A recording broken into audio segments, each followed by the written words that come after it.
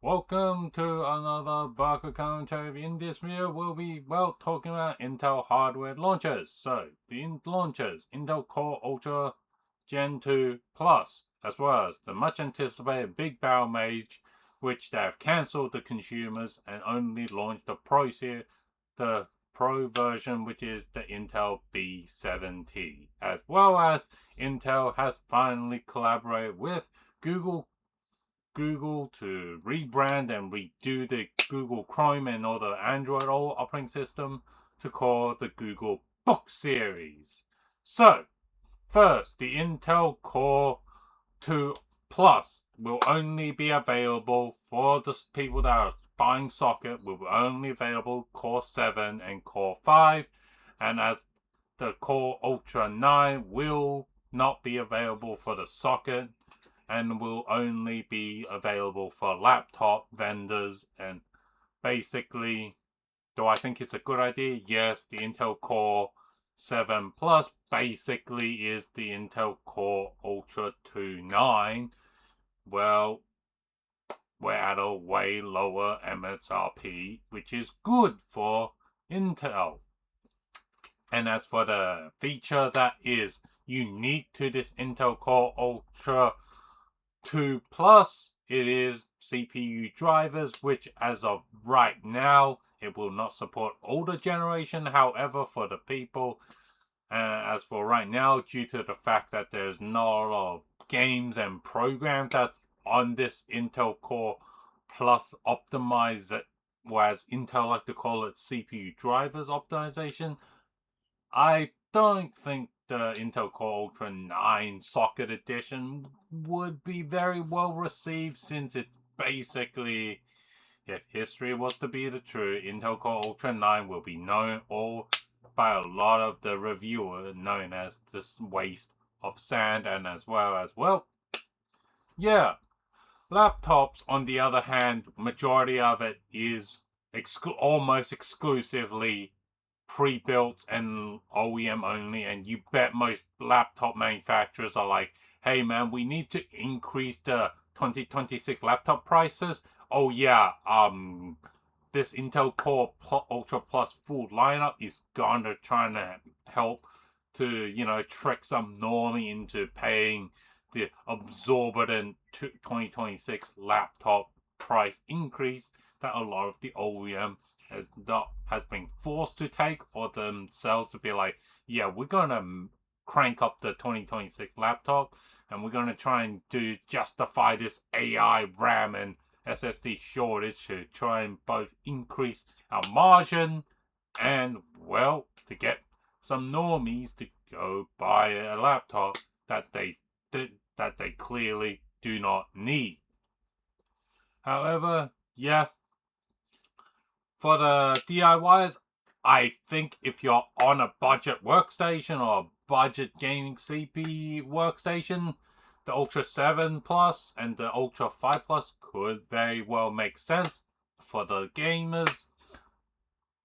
If you're not on, it could be worth it if you want to just only buy new and you kind of want to buy the cheapest and most stable. I guess Intel Core Ultra 2 can be that, but other than that, if you're willing to pony up for the AM5 and the upgrade cycle of what's likely Ryzen 10 series is probably going to come, I think, well, the AMD's AM5 would be a way better choice. But however, if you're someone that is like, yeah, I just want the cheapest CPU platform, CPU motherboard platform, Intel Core Ultra Plus, I guess, is the end of the road. You're not going to be upgrading, so I guess that's also the customers for you guys as well.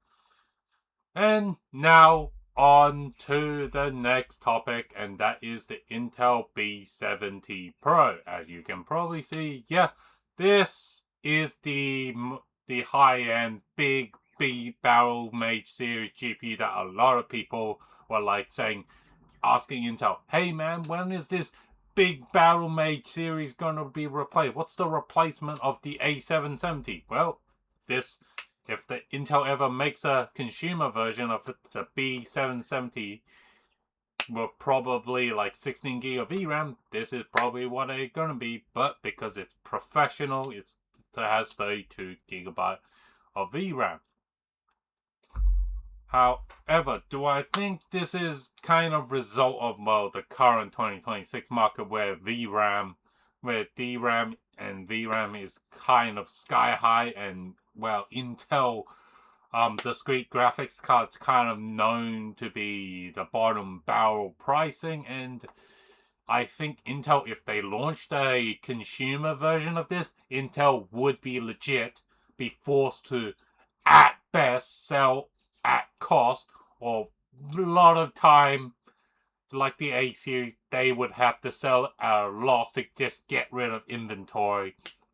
And what Intel has doing with this B70 Pro is indeed just be like, okay, let's just try and not make, the Intel discrete graphics department lose even more money, and making the new Intel CEO be like, yeah, we need to immediately quickly kill off Intel discrete. Last thing we need is Intel discrete department to be just be killed, because it's not profitable for Intel, and Intel unfortunately has no longer the capacity to fund these lost leader projects and lost leader market that clearly doesn't do any good for Intel and their mind share. But for the B770 Pros, who are you to use it?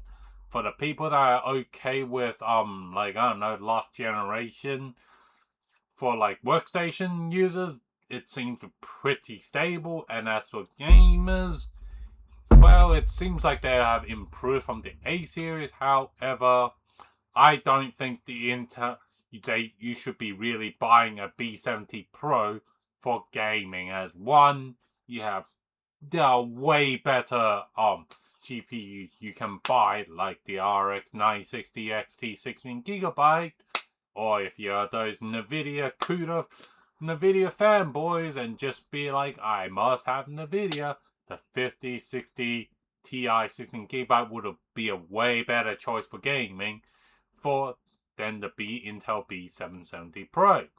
But overall, Intel is discrete anyway, is playing a losing game of we're trying to compete with last generation, or we're clearly using bigger silicon to do stuff that the competitors are clearly just like, yeah, we're using smaller, cheaper nodes silicon to compete with your massive die that Intel is coming out with Intel discrete graphics. But yeah, also now on to the POM of also Intel discrete graphics card. Yes, as you can probably see from the slide, Intel Arc game support to this day is still massive POM, as you have situation like Crimson Desert where Intel wants to be like, hey man, we want to have a day one driver, or we want to support this day one. Intel is blocked by the developer due to the fact that they have written contracts with their competitors, and probably are handcuffed by those competitor stuff, and not be able to, give Intel early access to the game and have Intel make day one drivers. Or at worst scenario, I have several simulation software that I have in my portfolio that is simply, I have talked to the developers, and those developers have outright came to me very extremely hostile and be like, we will not ever our software will support Intel graphics, Intel Arc at all, IGP or discrete. So you're gonna have to come in with Intel Arc discrete for professional and for consumer use. Be prepared to have tons of door slammed in your face and shut, and basically Intel will not help you open the door as well.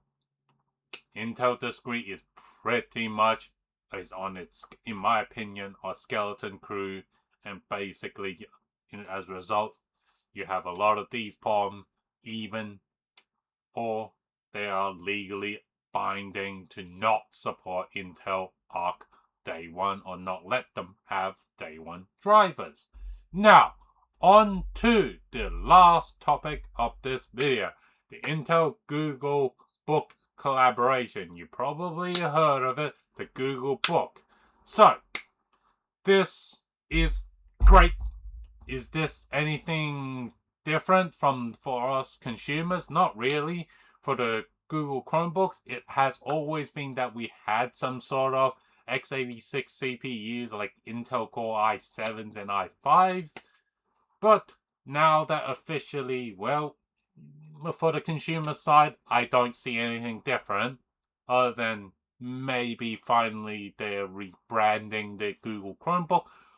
This is, in my opinion, more of a Intel trying to tell the shareholders, hey, on the data center side, we now have Google on board with this Google Book stuff, with the AI stuff, and all the way of them trying to be like, hey man, we're no longer just losing to our competitors, and we're telling our enterprise market is basically we're not just stagnating, and we have some new customers coming for the Google Book data centers that will likely be opening up with a lot of these Google Book data centers in every major city, and be like, yep, we have all these new data centers that will have Intel hardware. Yay!